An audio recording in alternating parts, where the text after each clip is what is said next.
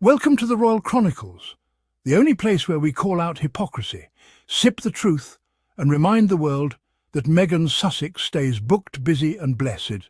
And today we are feasting on the downfall of Dan Wootton, tabloid troll-in-chief and royal court jester of smear campaigns. And let me tell you, he's not just slipping, he's plummeting. Face first, in high definition, let's set the table. Dan Wootton, the man who practically turned hate into a business model, finally found himself on the other end of the scandal stick. The same man who couldn't keep Meghan's name out of his ink-stained fingers is now the headline, and it's not flattering.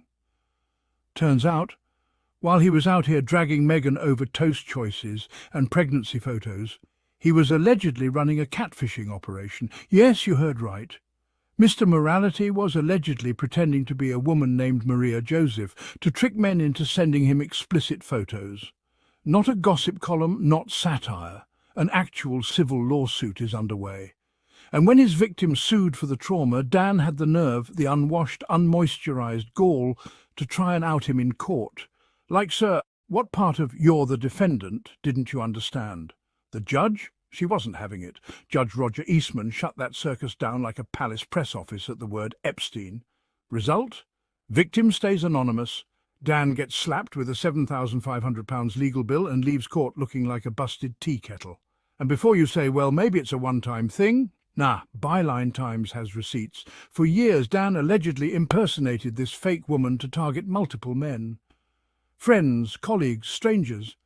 Some were offered hush money. Others were allegedly blackmailed. This wasn't gossip, it was a pattern, a playbook, a scandal so dirty it makes Prince Andrew look like a parking violation. And while all this was happening, this man was out here weaponizing headlines against Meghan Sussex, writing hit pieces like it was his cardio, sneering at her every step, gaslighting the public into thinking she was the villain. Meanwhile, he was allegedly running the creepiest subplot outside of a Netflix true crime docuseries. You want to talk about projection? This man wasn't just projecting, he was hosting a TED Talk in delusion. Let's remember Dan was the one who gleefully broke the Megxit story. He was practically giddy at the idea of Meghan and Harry stepping back. But now we know why, because he allegedly paid for royal leaks, including from the partner of a senior aide, that helped drive Meghan and Harry out. Let that sink in. His dirty tricks didn't just hurt his reputation, they helped split the royal family. He didn't just cover the drama, he helped cause it. And you know what the universe said? Bett. Because here we are. Meghan's living her best life in Montecito, building empires, raising babies and glowing like a billion-dollar skincare ad. Meanwhile, Dan's career is circling the drain, the legal system's clocking overtime, and his reputation, it's basically the Titanic, except no one's playing violins this time. The irony is delicious. This man tore Meghan apart over avocado toast, over smiling too wide, over daring to exist while black and successful. And yet, here he is, neck deep in scandal, allegations of predatory behaviour, victims speaking out, courtroom defeats piling up like Daily Mail retractions. Meanwhile, Meghan is thriving, gracefully, quietly, gloriously, no clapbacks, no interviews, just presence and peace. And when joy looks that effortless, the haters combust, because nothing ruins a bully faster than watching their target succeed without them. This, dear viewers, is what karma looks like. Dan tried to spin himself as the victim, cue the sob stories, the op-eds, the woe is me routine. But baby, no one's buying it. You can't sell redemption when the receipts are still warm, and if karma were a person, she'd be strutting into Dan's courtroom in red bottoms, whispering, "Remember all those lies you told about Meghan? This is just the trailer. The feature presentation is coming." And it's not just Dan. Let's not pretend he acted alone. He's part of a larger machine, a bitter, outdated press culture that still thinks tearing down a black woman makes them relevant. Spoiler alert, it doesn't. It just makes you look colonial and crusty. They've spent years trying to break Meghan. They called her too loud, too ambitious, too everything. They wanted her to fold, to fade, to beg. Instead, she smiled. She flourished. She left the palace and found herself. And that, my friends, is the real scandal. Because while they were busy writing smear campaigns, Meghan Sussex became a symbol, a survivor, a blueprint for choosing peace over performance. She didn't scream, she didn't fight, she just outlasted them. And Harry, still by her side, still glowing like a man who traded chaos for clarity. They're not the broken royals exiled to irrelevance, they're the blueprint for what it looks like when royalty chooses truth. Dan Wootton tried to turn public opinion into a weapon. Instead, the public turned him into a cautionary tale. Let's just call it what it is. Dan Wootton and Piers Morgan are the evil twin flames of Meghan bashing, two sides of the same messy, crumbling, middle-aged media coin. One throws tantrums on morning television, the other allegedly catfishes men while playing tabloid puppet master. But the outcome? Identical. Embarrassing, spectacular, deserved. Now remember this. Piers Morgan stormed off set like a toddler denied a biscuit the day Meghan said she didn't want to talk to him. The Meghan, the woman he spent years low-key stalking through headlines. She said, "No, thank you," and suddenly Piers couldn't handle it.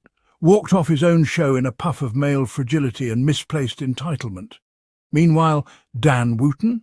He didn't storm off set. He stormed into court trying to unmask a victim suing him for alleged catfishing, and walked out with a £7,500 legal receipt and a reputation in shambles. And now the court of public opinion is dragging him harder than a tabloid headline during royal baby season. Coincidence? No. This is what I like to call the curse of coming for Meghan. These men built empires on tearing down a woman they couldn't understand, couldn't control, and definitely couldn't outshine. And now those empires are crumbling, one cell phone at a time, let's be honest.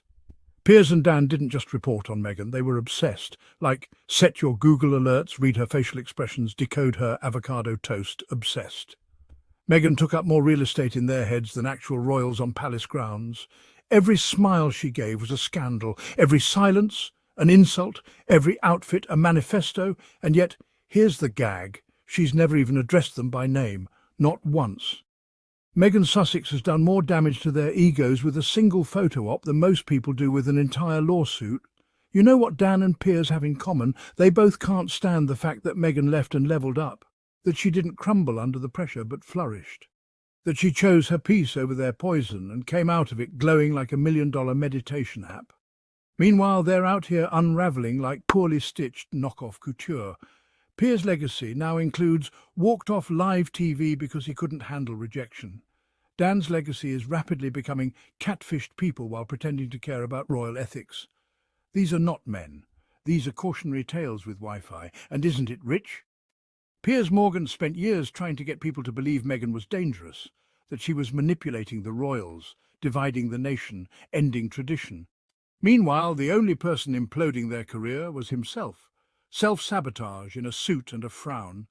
Dan Wootton, same story, built his entire persona around being the truth-teller, the edgy insider. But the truth? Turns out he was allegedly running one of the sketchiest backroom operations in tabloid history. Catfishing, coercion, payouts, blackmail. And while Meghan was planting lavender in Montecito, Dan was allegedly out here planting traps on WhatsApp. You can't make this stuff up. Well, they could.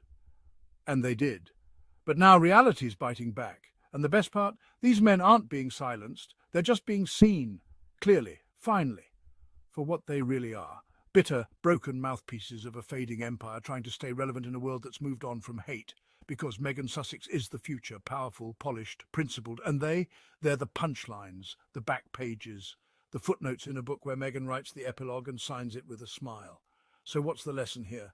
Simple. Lies collapse, truth echoes, and karma she wears heels. So, Royal Chronicles fam, are we loving this karmic takedown as much as I am? Because while Meghan Sussex is thriving under the California sun, Dan Wootton just got hit with a legal thunderstorm. And something tells me the clouds aren't clearing anytime soon. Drop your thoughts in the comments. Share this with your friends who need a reminder that bullies always get theirs.